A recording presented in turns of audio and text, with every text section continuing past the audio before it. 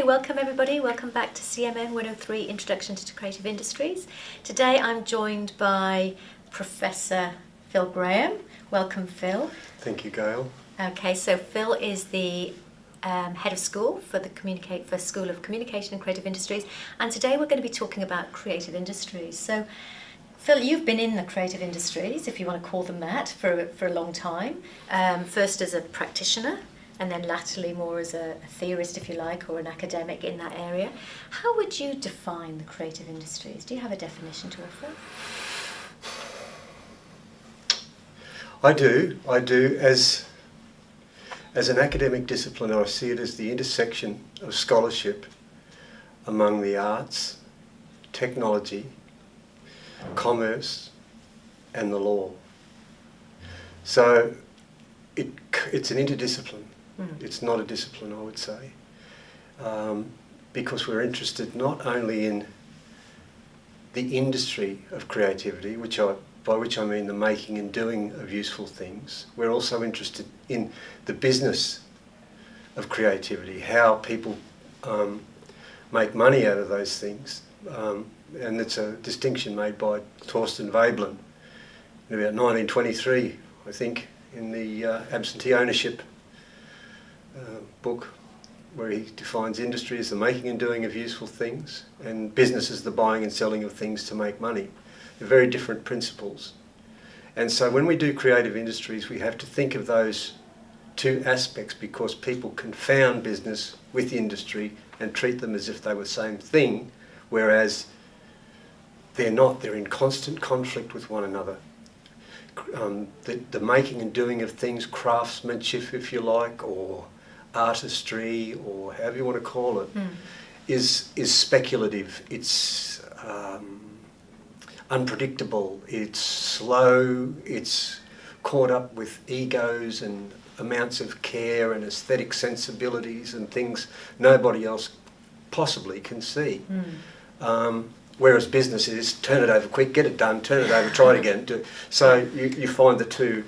So when we talk about creative industries, I like to split the terms and talk about creative business and creative industry and how those two fit together. Hence law, hence technology, hence the other disciplines we talk about, business and so forth.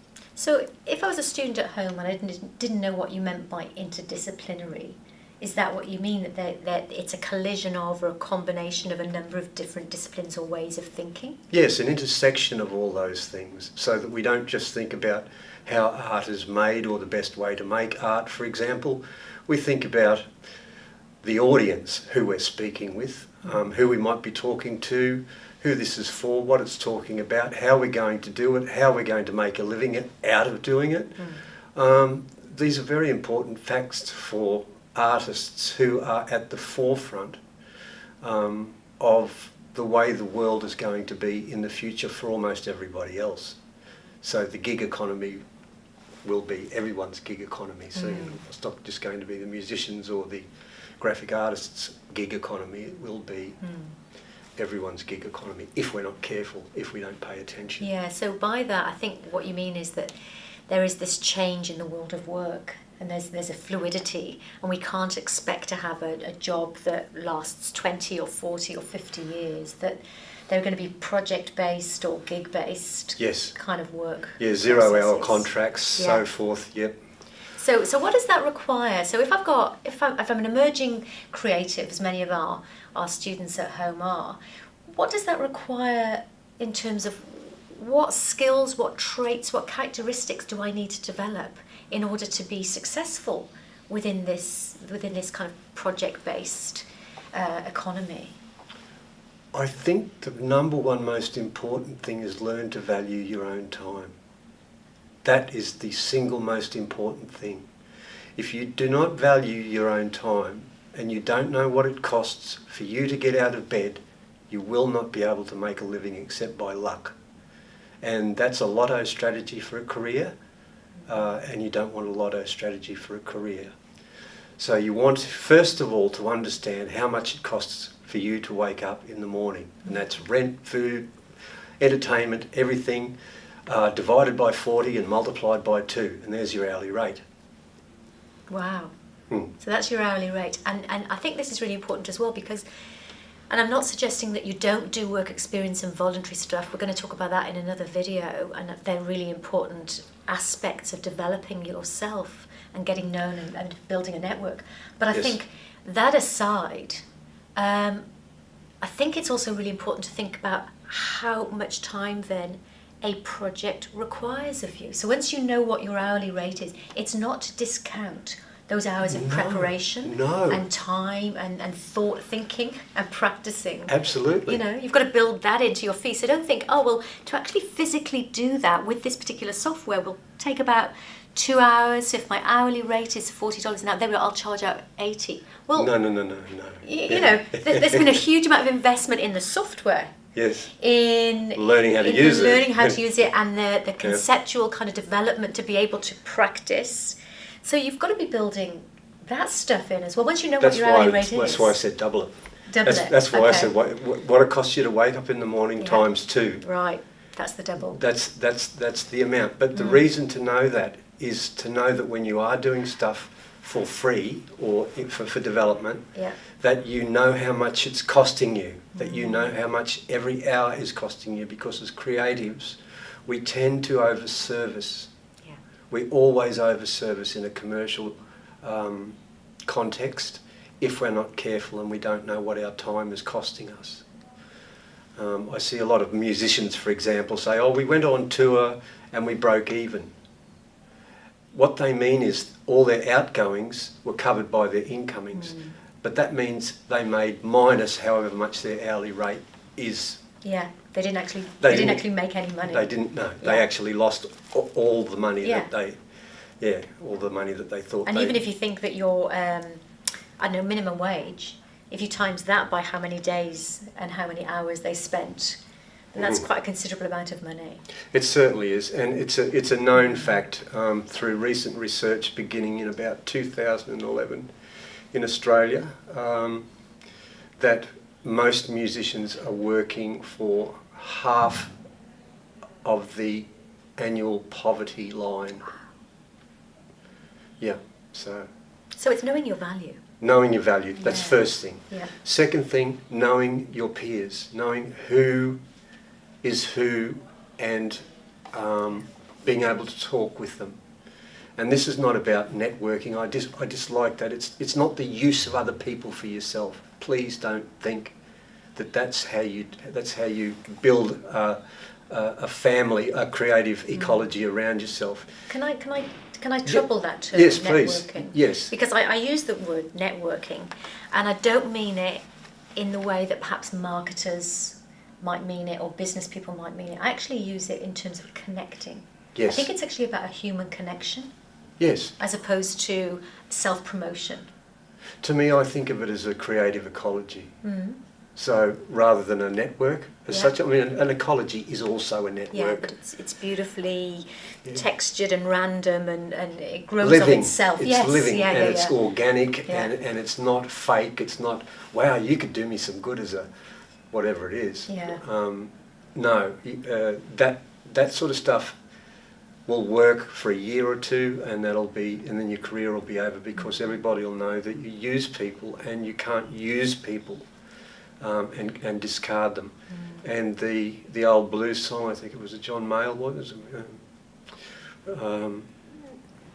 Be careful what you do on the way up. Be careful how you treat people on the way up, because you'll be meeting them on the way down, on the other side.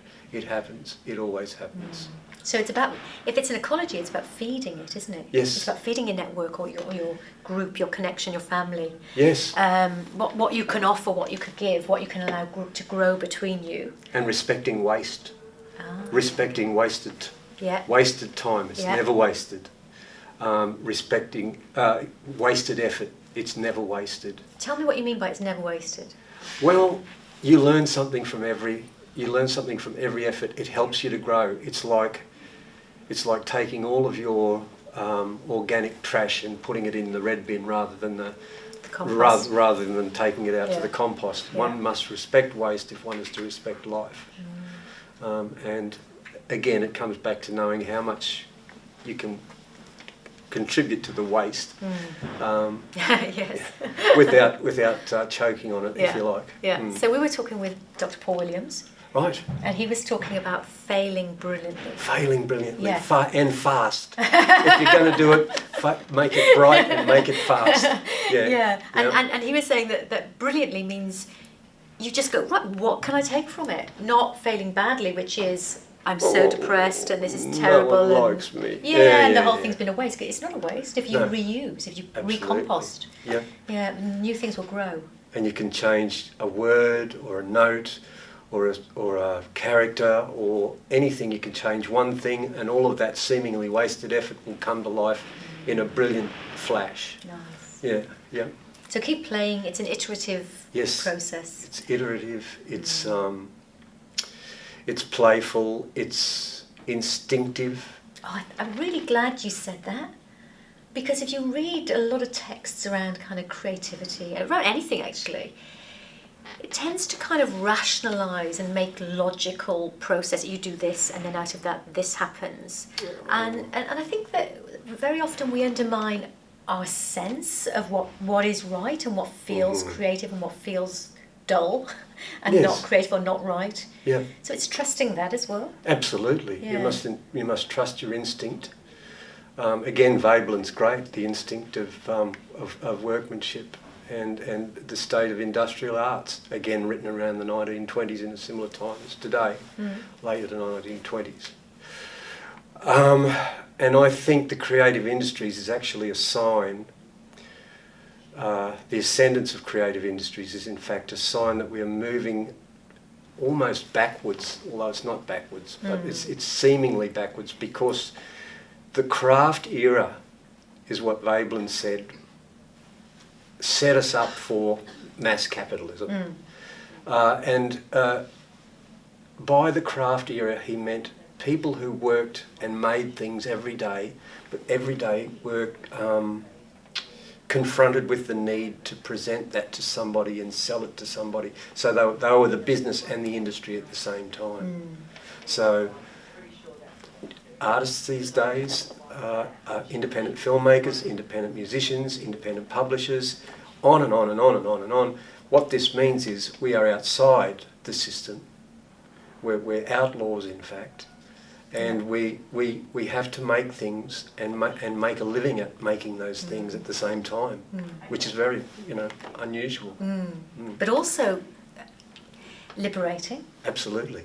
We have a lot more kind of freedom and risk that comes with that, but I think that can also propel some creative practice, having some risk and some necessity around having to produce something that somebody else will deem of value, to be able to commission it or pay for it or in some way allow you to carry on.